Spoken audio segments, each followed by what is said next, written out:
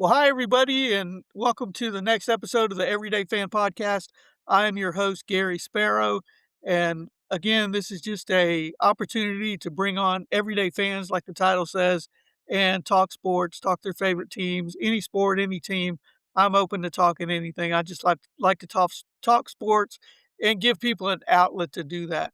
And I'm really fortunate and privileged and just glad to have one of my good friends, Randy Beall, on the podcast today. Hey, Randy, how are you doing? Doing great, Gary. Good to be here. Good, good. I've known Randy for, I don't know, 25 years maybe. It's Yeah. been I know over 20, so just a long time. I know he's really big sports fan. We've been able to, play some sports together, whether it was softball, bowling, a little bit of everything, but always enjoyed Ping pong, Randy's ping company, pong. spending time with him.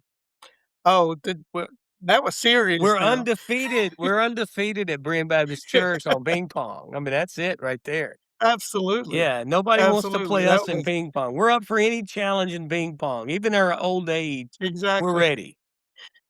Don't Exactly. let the belly fool you. We Exactly. still got reflexes. Well, my son got me into pickleball now, so I don't know if you've gotten into the pickleball craze, but Oh man, I gotta tell you. So a friend of mine got me to play pickleball, and so now look, you're like me, Gary. We're competitive and we go 100 miles an hour, right? I mean, that's what we are. And let's absolutely. just be honest, our bodies are, not quite the athlete that maybe we once was, so our athletic looking. And so we're playing and we started outside and this was down in Mississippi in Biloxi and it was 195 degrees on the court as you probably have experienced and so it was good. I enjoyed that. That was fine. But he wanted to go down the street to an indoor and play indoor. So all right, so you get the picture here. We've warmed up. We played a couple of games. He's showing me the ropes. Look, I'm trying to kill four overhand, over a forehand overhead, whatever. I'm not good. I'm not gonna say I'm good, but I'm learning the game, and it's more about strategicness there than there is about power, It right? is. It really is. So anyway, we play a couple of games, man. I'm all hot, sweat, man. It's great. It's awesome. I'm all loose. We get in the car, drive down the road, go into air conditioning, and you have to sign this clipboard, and you may play with anybody, right? So I get hooked up in a co-ed type game, and I got this lady with me who is a little north of me in age, and that's fine. I think she could have beat my brains out, to be honest with you. But anyway, so the first shot that the other team hit was kind of right between the two of us, and Randy is going to go backwards like, John McEnroe and hit it, backwards between my legs or whatever. Let me just tell you, my Achilles said no. I mean, right as I made the turnaround to go back, it said, "Hey, fat boy, what are you doing?" And so, anyway, I learned my lesson. So it took me about 4 weeks to overcome that, and I decided that when I play pickleball again, and I have a pickleball court in our new home where we bought in the subdivision, we have court. I will play again. Randy will not be acting like he is John McEnroe, I promise you. So that's my pickleball story. I hope you've had a better experience than I have. Well, first time I went out, I fell and I think I broke a rib, so I didn't play for about a month after that. But since then, it's gotten better. So I enjoy it, and you know, me and Chris and his girlfriend Donna plays. The grandkids are playing. Yeah, we love it. It's just a great time to go out and get some exercise and have fun. When we We get up still to get Myrtle pretty Beach, competitive, but I'll bring a pickleball paddle. We'll play old man pickleball. How about that? absolutely, absolutely. There's a bunch of places around here to play. So Absolutely. It'd be a lot of fun. yeah, we'll find some. But anyway, yeah, yeah, it's definitely competitive. So let's jump in. I know you're a big Georgia football fan, and I'm a big Georgia Tech fan, but we still get along anyway. But Absolutely. Well, so let me say this. You know what? I gotta say this. So I pull for all Georgia teams until we play my team, right? And so I love when I mean, look at Tech last year. What they 9-0? Isn't that right? Or 8 they 8 they 0. started out 8-0, yes. 8-0, and then man, they just had a just collapsed, right? I mean, there's no other way to say that, and I hated it for them because I'm not one of them Georgia fans that are like, "All right, Tech lost." It's like, man, they're a Georgia team. We want Georgia to look good. Now, when they play Right. the Dogs, I want the Dogs to beat them 55-0. I mean, like, I get it, but I felt so bad for that group though. So we and where I'm at now, what I do now with high school sports, we do this 7-on-7 is at Tech, and a matter of fact, it's there this coming week. We have the boys 7-on-7 there at Tech, and then we do the girls 7-on-7 the very next week. So we have a great relationship with Tech. I'm there, not every week by no means, but I'm there a few times a year talking with the upper brass, if you will, about this event and things around that. So not a Tech hater at all, by the way. So but however, we have Yeah, I had knew some that. good rivals, and we don't like the Tennessee Vols at all. So let's just get that out No. there. But yeah, it's a lot of fun. But yeah, we've had some good banter in the years. No doubt. Absolutely. Absolutely. So, coming up this year, and I've talked to a few people about this, Georgia fans, got a few different perspectives, I guess. So, coming up this year, of course, little disappointment in the playoffs last year, but got a lot of people coming back. What do you think about the team's chances this year? And where does Kirby Smart, this is a question I've asked a couple people. Everybody, and my dad went to Georgia. He was a big Georgia fan when he was alive and everything. And my, sister, my nieces all went there. And of course, back when he was, started out watching Georgia, when he was there, of course, Vince Dooley came along and he was the standard of coaches. Yeah. Has Kirby Smart passed Vince Dooley? Y you Is know, the top Georgia coach yeah, ever. so let me tell you a little bit about what I think on that. So, and look, this may get your, podcast really fired up, people that's Georgia fans here. If you look at Vince Dooley and you take Herschel Walker out of the picture for Dooley, I want you to do some research and look at his win-loss record. Vince Dooley would have been fired, in my opinion, would have been fired if it had not have been for Herschel Walker and him coming to the campus. I mean, you just look at his record. The record says what it says. Now I Right. mean, and that's just the way. Now look, was he a great coach? I think he was a great coach at the right time for the right player. And sorry, that team was built around Herschel Walker. And, I mean, they It had other was. talent too. Let's don't, but it was all about Herschel. And quite frankly, they've even said this back in the day, they didn't even know, they thought that they had a slow fullback. That's what they thought. But, because he didn't practice. A lot of people, unless you've done some reading, you don't realize Herschel Walker was not a good practicer. He looked slow in practice. I was listening to oh, man, Munson, and Munson said that, him and Dooley had conversations about, "I think I've just got a big fullback on my hands." But when it came game time, something just happened. I mean, that dude just went nuts. And so I'm gonna answer your question. I just wanna lay a little background out on Dooley, and I think people should look at, and I'm not trashing Dooley. I think Dooley was a fantastic human being. I think he was a good football coach. I do not think if he was around today, he would have survived as long as he did. We'll talk a little bit about that if you want, but where does Kirby sit in my mind? Well, let's just be honest, he's got 2 national championships. I mean, if Right. you're a real Georgia fan, you gotta put him ahead of Dooley. He's got 2 national championships in what I think is a more competitive time. To get to the playoffs or to win a national championship, I think is as hard a thing to do as there is in any other sport. Baseball's the same way. There's so many playoffs leading up to, so many games you gotta get through, you know, that it's tougher and tougher and tougher. So, I think to answer your question on Dooley, I think Dooley's number 2 in my eyes. I think Smart's number 1, and I think that can Georgia get back to the playoffs this year? Yes, I think they will. Can they win a national championship? Man, I tell you what, I think you can flip a coin on that. I think it's so hard, Gary. I think it's hard for any college team. Just look at the playoffs now, it's so hard.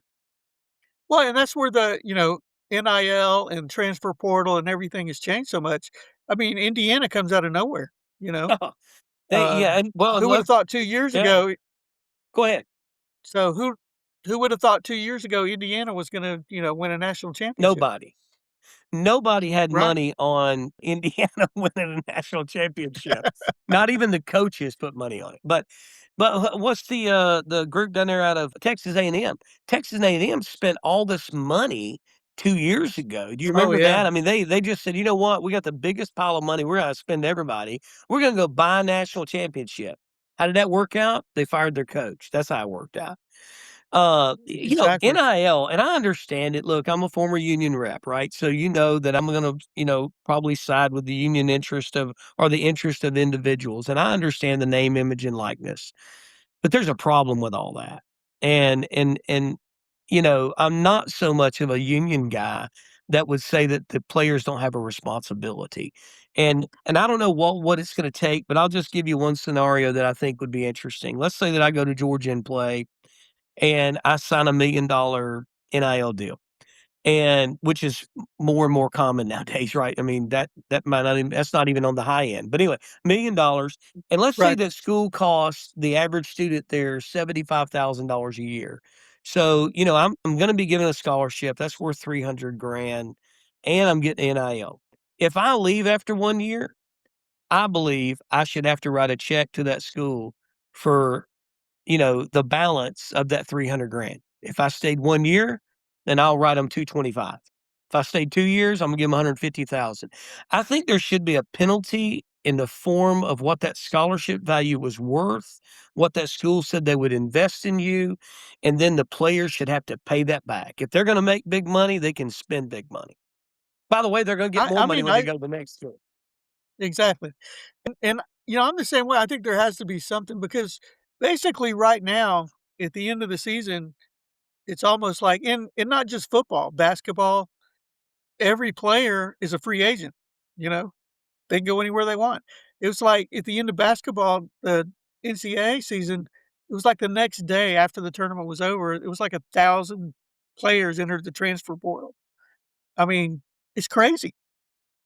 It is, and I mean, look, you and I came up in an era, and I'm not saying there's not some of these kids out there, but we came up in an era where it was loyalty, right? I mean, you were a Georgia Right, Tech guy. If you coulda got a scholarship to play baseball at Georgia Tech, you woulda gave, your left pinky, if it wouldn't affect your ball playing, to go play at Georgia Tech. I mean, that would have been a dream, right? That would have been you wouldn't have done it for money. You would have done it because you love tech and you love baseball and I get it. I know the money's there now. There's nothing we're gonna do about it. It's fine. It's okay. I just think we gotta teach kids accountability and that there's always an action, or a reaction for their action. And so, these universities, I don't even know. I don't here's what I don't know, and I've talked to Kirby many times. I see him, at the Corky Kell Classic and then throughout many other times during the year. And I've never had in-depth conversations with him, but good conversations and more than just, "Hello, I'm Randy Beall," but, I don't know how a guy with that caliber and the way he thinks, I don't know how he plans. How do you plan around, "I might lose 5, 6, 7 kids, to NIL deals," and it's all about playing. If you don't if right, I'm a wide receiver, and Georgia's been a beneficiary of this too, every school has, but, they lose some, get some, but if I'm at XYZ school and I'm a sophomore and I got 3 catches last year, I'm transferring. right. Yeah, I that's kinda the way it yeah, is. and I don't know, I don't know. It's mucked up. It really is. It's really just really it's murky. I don't know. I really take my hat off to these coaches that are figuring that out because it's gotta be tough, I'll tell you a funny story. So, I'm involved in high school football, I told you that, and Corky Right, Kell, which is a 35-year longstanding tradition in Georgia. First kick on Wednesday night is the first game kicked across the country, and then we play at Mercedes-Benz for 4 games. But anyway, a little background on that. But I was at an interview one time. So I did interviews for our organization on Friday Night Football, and we were sponsoring that, Friday Night Lights. So I'm sitting in my truck. This is a funny story. Sitting in my truck, it's cold. Randy don't want to stand outside because it's cold. And so I'm looking next to my truck. I see this body, and I cannot see his head. Now, get the picture. I'm driving a F-250 diesel, so it's not low to the ground, right? And so I still Right, cannot see this kid's face, and he's kinda close to the truck. And so I tell Melissa, I said, "I'm gonna get out and talk to this kid. He's gonna go do an interview on the TV next." And so I'm after him. right, He's doing one, then I come in after him. And so I get out, I go introduce myself. "Hey, I'm Randy." I kinda open the door, he, moved a little bit, and I said, "Hey, I'm Randy Beall with Georgia Construction Careers, what's your name?" He said, "I'm Juan Gaston." And I said, "Oh, Juan Gaston, okay, yeah, Westlake." And I said, "Where are you gonna go to college?" This is several years ago. And he says, "I don't know." right. And I said, "What do you mean you don't know?" He said, "Well, I'm in the 8th grade."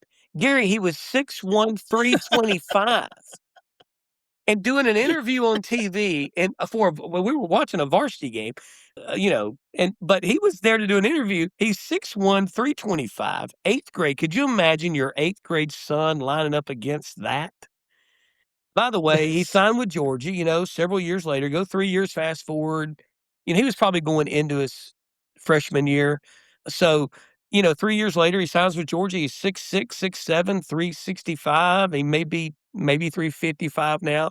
I mean, but I looked down at his shoe at when he was in 8th grade now, or, going from 8 to 9. I looked down at it was and I said, "What size is that shoe?" He said, 14.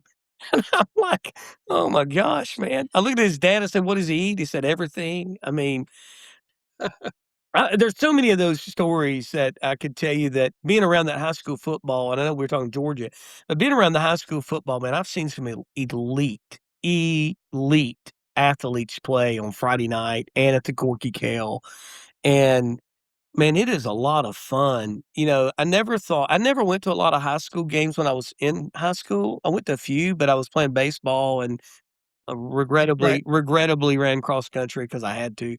But, man, I missed out because, now I'm down on the sideline. I got great, access. So, but the speed of these high school kids, it's unbelievable. Oh, yeah, it's different, when I was in high school, if you were 175 pounds, you were probably a defensive, offensive lineman, It's, yeah, it's different Yeah, now you for get sure. killed at that weight, that's death. But yeah, it's a lot of fun, and look, and, even in high school, I know we were talking a little bit about NIL, in Georgia, the Georgia High School Sporting Association, GHSA, had to allow high school students to be able to accept NIL money, and, when I spoke to the director then, it was Robin Hines was the director then, I said, "Robin, why did y'all have to do that?" And he's like, "Look, we'd get sued." He said, "Once NCAA did it, and they had to do it. I mean, they lost a lawsuit, right?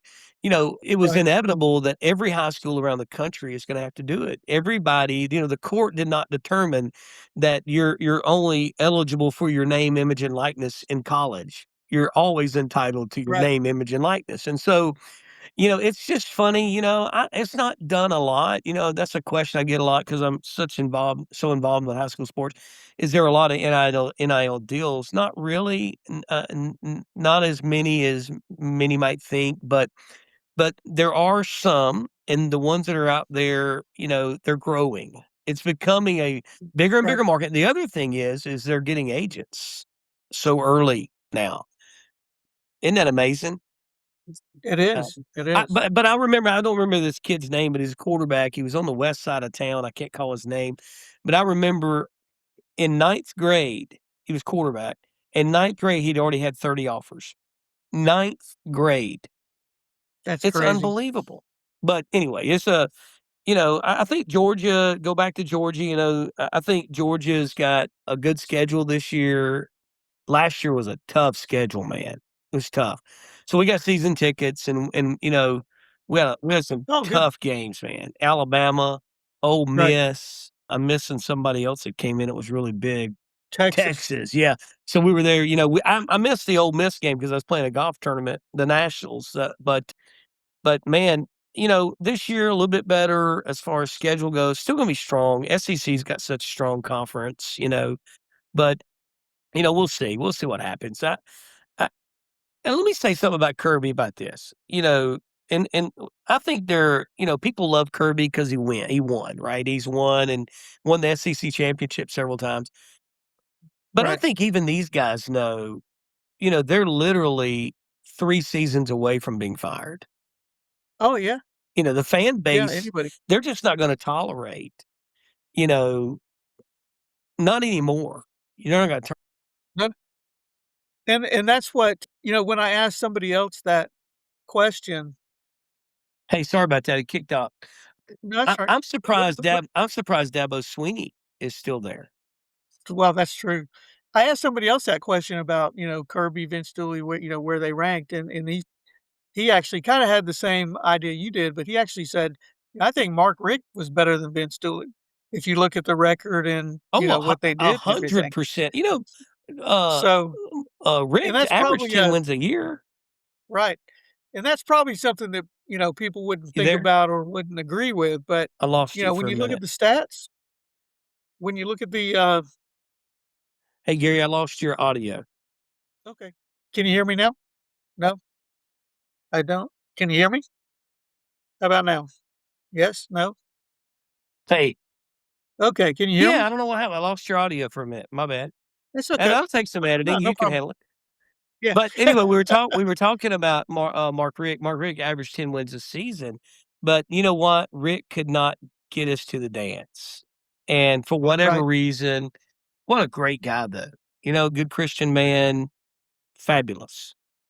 Yeah, and he just, for whatever reason, he didn't like you said, he just didn't get him far enough. Whatever, he like you said, he didn't get him far enough. Yeah, well, and That's people want to win. 10 wins is great, but they don't want to play in the Outback Bowl. You know, that's right.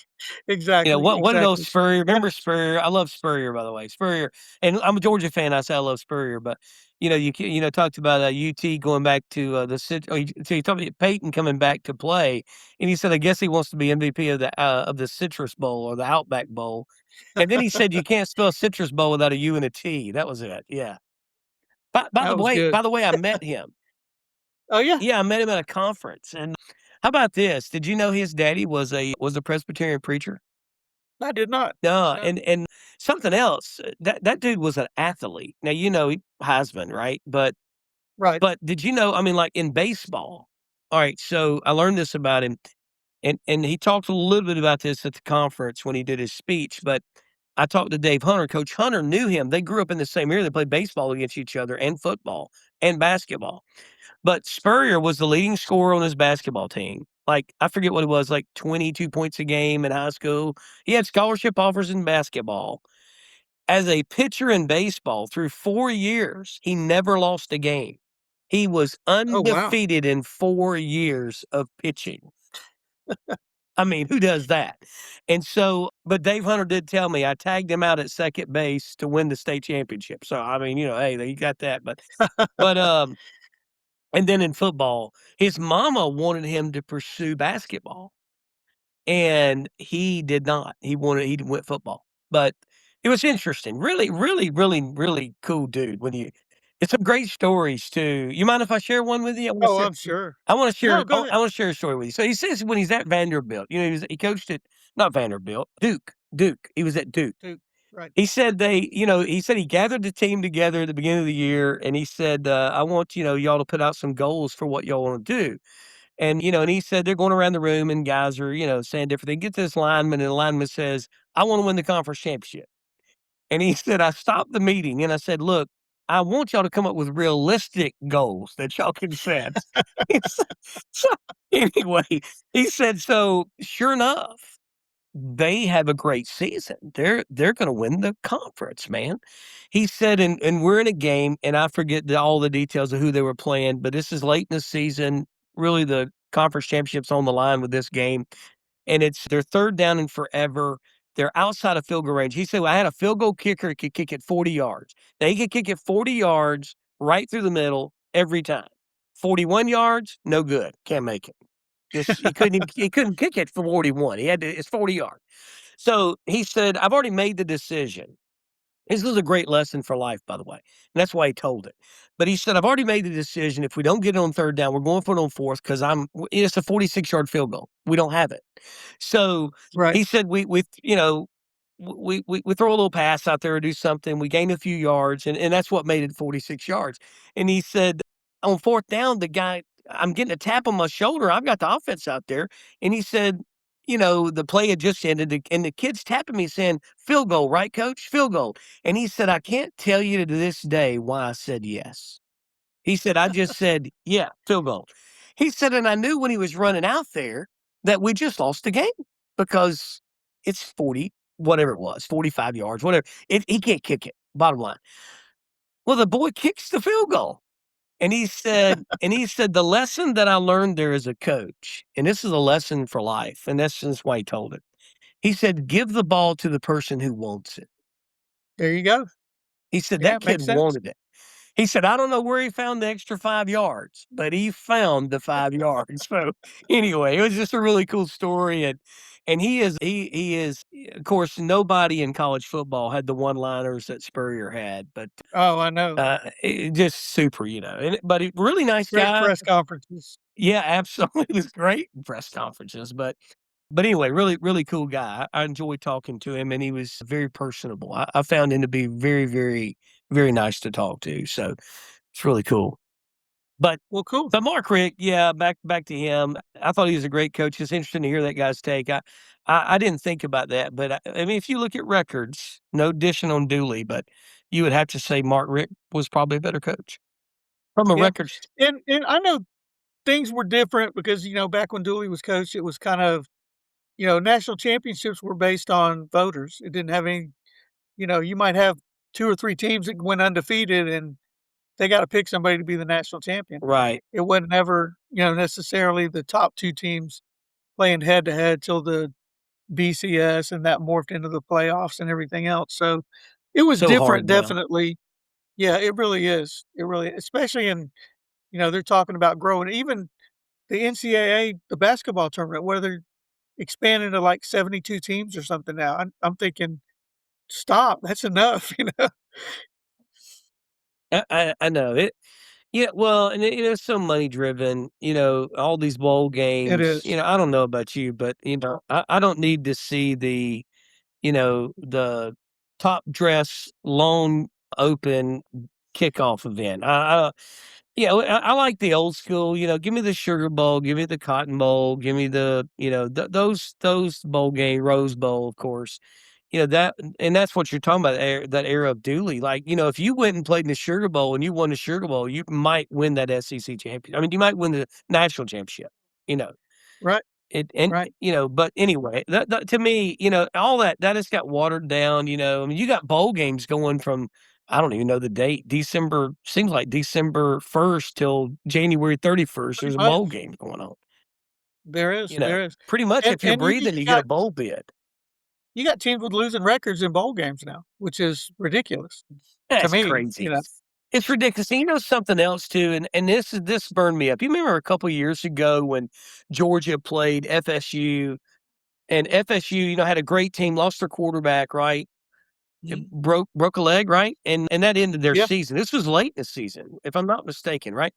And remember, we played them right. in a bowl game and I mean, it was like we killed them, right? But even Kirby said, we've got to fix this because they didn't have their best 11. I know the guy couldn't play his broke leg, but like they had so many players sit out of the bowl game because it was not in their best future financially if they were to whatever. I just thought that way, if I made a commitment to play for a school, you go to a bowl game, I'm gonna play. Yeah, that happens all the time. I mean, that's just kind of a normal thing now. You just look and say, "Well, how many players are sitting out this one because they might get drafted?" They don't wanna get hurt or whatever. So and I think there's Yeah. even been some Isn't that players that, terrible though? you know yeah, if a team was having an off year, sit out the last 2 or 3 games of the season even. And, Right. yeah, I think that's bad. That's just a bad look. And I'll be honest with you, if I'm It's an NFL team, I would take that in consideration. Do I wanna draft this guy? I would too. Absolutely. Hey, what's gonna happen when he gets near the end of his contract? Right? Is he gonna play as hard? Or, I mean, you would think, okay, well, he's gonna play harder because he wants more money, but, he also don't wanna get hurt. I don't know. I just not I've never been that way. I play, and I said that about pickleball earlier. The truth is I'm probably gonna rip an Achilles when I go out there again because I don't know anything but one speed. I play one way, right? That's the way it is. And anyway, it just irritates me when I see and I hate and they're not professional athletes, but I think they are now, they're being paid. They It's are, really basically. irritating to see basically lower level college athletes who are now lower level professionals not give a full effort. I remember who was it? Andrew Jones, way back in the day with Bobby Cox, loafed on a fly ball. And, Bobby pulled him out of the game and set him, I think, Middle of the an next inning. night. In the Yeah, he in pulled the him out middle of an middle of the inning, inning. I love that. went and got him. I Exactly. love that. And it changed. I It changed love him. that. Andrew I Jones will talk remember about it. Yeah, Andrew Jones will talk yes. about it I to think I this day. seen yes, yes, yes. I seen that. I seen a thing on YouTube with him on it, and so we were out in Vegas one time and that Pete Rose was signing as Pete done a lot. And I wanted to, of course, get Pete's signature and whole big story there. I'm sure we could talk a little bit about it if you want, but a guy that is so deserving to be in the Hall of Fame when he was alive. He should have been put in, Randy's opinion. And I actually wrote Peter Uberoff a letter back in the day giving my Oh, really? opinion on that because I did, and I got no response, but I wrote a letter. So I think I did get something back that said thank you for your letter or something, but it wasn't no acknowledgement. But Pete Rose, he signed I have a picture of it. I have a couple of things. I had a jersey and bat and but a picture. The picture is him diving in the home plate head first, of course, and he wrote on there, "Always hustle." And I thought to myself, you know what? If anybody can say that, that guy can say that, you know, Oh, yeah. because he did. Absolutely. He hustled. That's something he did all the time. He hustled, and I think it's such a shame that he's never gonna know if he gets into the Hall of Fame or not. It's I know what he did was bad, I get it, but I also know there's been a lot of people in baseball that's done drugs, set bad examples for our children, done really, really, really, really, really, really bad things, and some of them are in the Hall of Fame today, and I get it. He did the unforgivable sin, I guess, according to them, but not to me. No, Well, especially now, I mean, when gambling's so much a part of any sports, it's kinda changed the whole dynamic of it. But I will say, for a long time, I was kinda on that bandwagon to keep him out, but I think really the thing is, the thing that kept him out, and I may be wrong, but I think it was his not just coming forward and saying, "Yeah, I was wrong, I did it." You know, he denied it for so long he when did. the He evidence did. was there. It's kinda like Roger Clemens, He shoulda he still denies to this yeah, he day shoulda he did just done it. steroids, Yep. He and should I think if he have would've just if Rose would have took ownership, yeah. I think he'd be in by now. Now, I don't think who was it? Was it Giamatti that was first when is that right? Am I right on that? Giamatti I was think so. the commissioner of baseball when that happened, Yeah. and I think I heard him say one time that if Rose would've and you never know if he's just talking or not, but I agree with you, he should have took responsibility for what he did. I think he should have shown some remorse. And there's some things that he's done I didn't like. I mean, I don't I think that he was, making money, signing baseballs and said, "I'm sorry I bet on baseball." I'm not sure that he was ever sorry that he bet on baseball, just be honest with you. I mean, I think he had a gambling problem, number 1, but I'm not sure but I will say this, I don't know of a documented case unless I missed it. I don't think he ever bet against his team. I don't think he ever been ag I don't think he was that kinda guy. And I don't think he ever would have thrown a game or made a decision because he had money on the line. I think it would be just the opposite. Matter of fact, he might have got angry at some people because they lost a game that he thought they should have won. I don't know. I just it's kind of a crazy thing, and Roger Clemens right there, but and Barry we got Bonds, same some thing. some people in the Hall of Barry Bonds, yeah, I mean, well, there's a good debate, who's the best home run hitter of all time? Well, what's your thoughts on that? I think it's Hank Aaron. I think Bonds I mean, Bonds a great player. If he never uses steroids, he's in the Hall of Fame. he was a Hall of Famer when he left Pittsburgh. But I think, and it's not just, you know, you got to be able to hit first of all. And he was, people will tell you he was the Mhm. most dangerous hitter there was. But you think about when you're using steroids and you have a little more strength, you can bounce back from injuries quicker. How many warning track fly balls that Hank Aaron hit might have been home runs if he was using steroids, if you have that little extra. Right, or how many at bats did Bonds get because he recovered quicker? Exactly. So, I'm still on the Hank Aaron bandwagon, but Barry Bonds was a great hitter. And, you know, when you got people that are walking Barry Bonds with the bases loaded so you don't have to pitch to him, that tells you everything you need to know. That tells you a And lot. Yeah, no, listen, that eye-hand happened a couple coordination, times. eye-hand it did. You know, I think, and I don't have this statistic ready, you can pull it up on your computer, I'm on the phone here, but I think and if I remember right, it's either Aaron or Ruth, and I can't tell you which one, but I think the best home run hitter is the one that has the best home run to at bat ratio, just pure Yeah. home run hitter.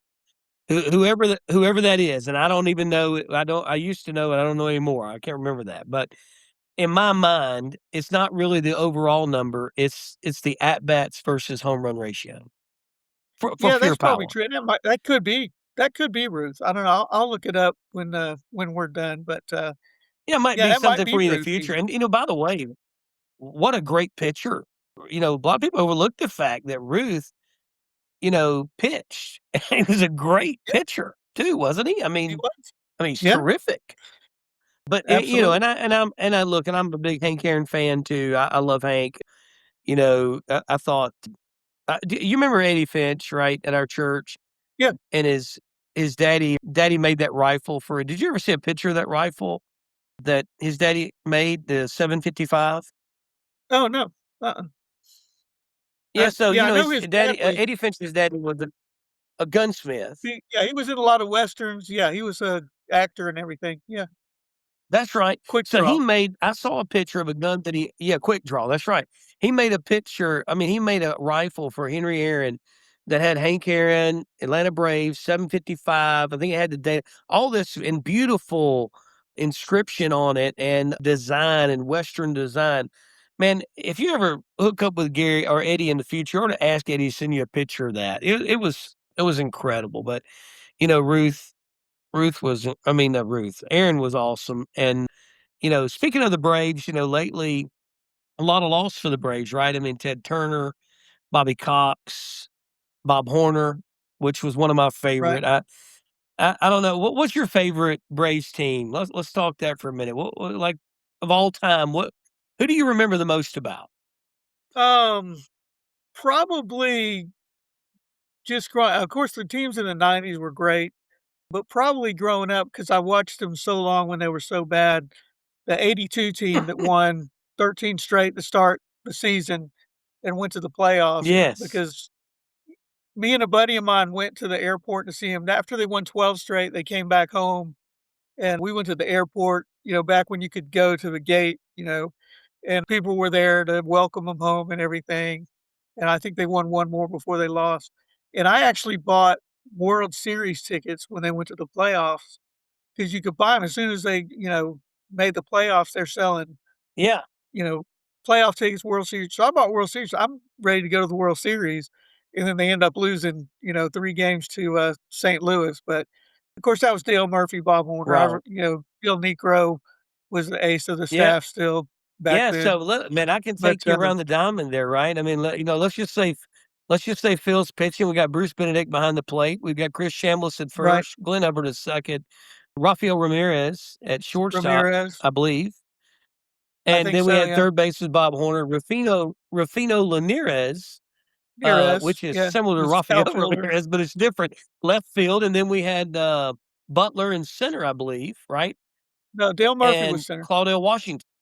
No, Dale Murphy was center. I'm sorry, Butler came later, and then Yeah, Claudel Washington in right. Yeah, that's right. Yeah, Dale right. Murphy. That's right. Yeah, yeah. Horner and Murphy was a great right.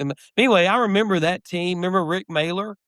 Yeah, He was a pitcher there, and then, oh, what was the guy 16 inning game? Rick Camp hit the home run in the Rick bottom of Camp, the 16th.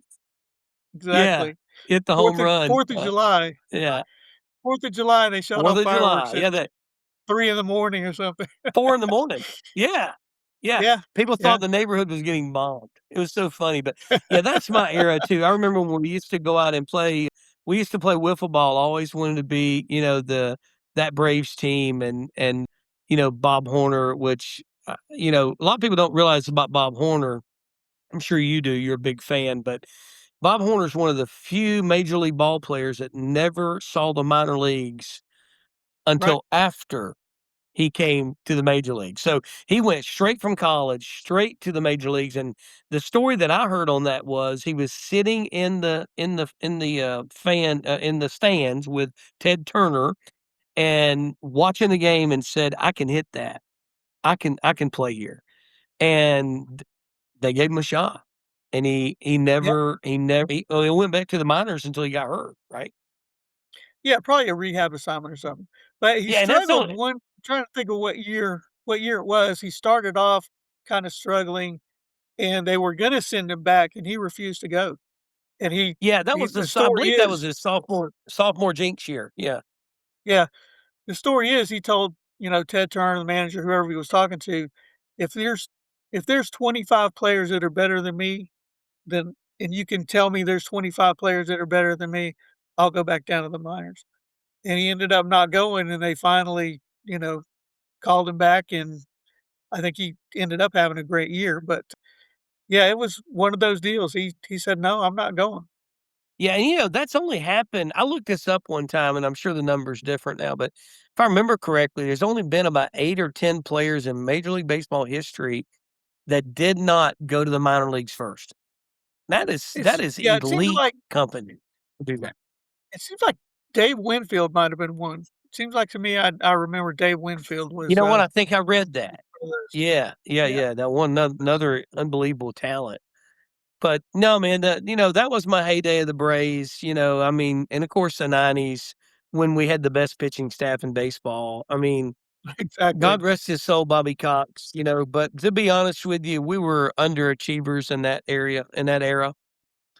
You know, Probably could have done a better job of manufacturing runs. We sat back and wait on the Yeah, two-run homer, three-run homer. Oh, right. Yeah, it was a shame that '96 World Series when they kinda had the Yankees over a barrel and they lost. Jim Lawrence hit a home run in game 4, I think it was. Braves were about to go up 3 games to 1. They probably would have won it, and that just set the Yankees off for the rest of the decade and kinda it did. changed the Well, there was a balance couple of of power you there. remember the other what was the other decision I thought was really bad was Charlie Lee Brandt, Kirby Puckett. You Oh, know, yeah, you got a yeah, you got a guy that, don't need to be pitching in relief.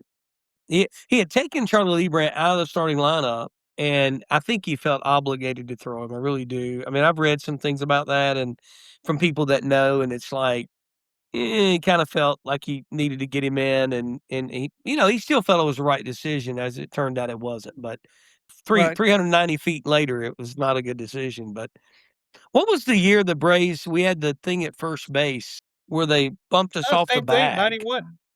91 World 91. Series, same Yeah. Ken Herbeck Yeah, that that's right. pulled Yeah. Ron Gant off first base.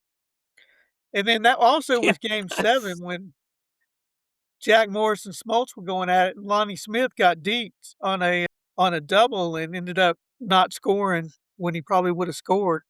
I think he was on first base running on the pitch, and the shortstop kind of acted like the throw was coming, and he stopped, and it ended up being a double, and he ended up not scoring, but that would have been a 1-0 Braves victory instead of going to extra innings, 0-0, but a lot of things happened Right. that series.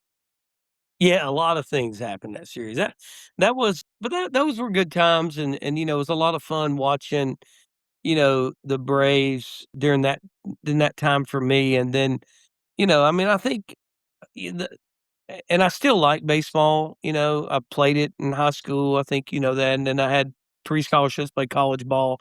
Decided that there was no 5'6" catchers in the major league, so I decided that I would go a different route in life, but, not saying I would have made it if I was 6 foot, but, you know, I don't keep up with it as much as I used to. The game, I know they're trying to speed it up, but boy, the games have gotten so long that, it's hard, and we had season tickets at when I was at the council there of my last job. I've season tickets for 5, 6, 7 years in a row. What's funny is I think I went to 1 game a year, you know, uh, Oh, wow. and, you know, it just, it I enjoy watching it at times, but it has to be the right time, and same way goes for golf, and, I'm a big golfer, but I really truly watch 4 tournaments a year. I watch the majors, Oh, yeah. and The majors. I just don't I don't have time to or I don't wanna invest the time to sit down and watch the, Greater Clarksboro Open or something, it just doesn't do nothing Right. for me, but I was at the Masters this year, by the way. Oh, nice. Yeah, I've I been actually to worked the Masters. I was a gallery guard on hole 11. so, did you get to play the course afterwards? I've heard that No, if you no, work it. no, they changed the rules on that. They changed the rules that Oh, now okay. you have to work it 3 years.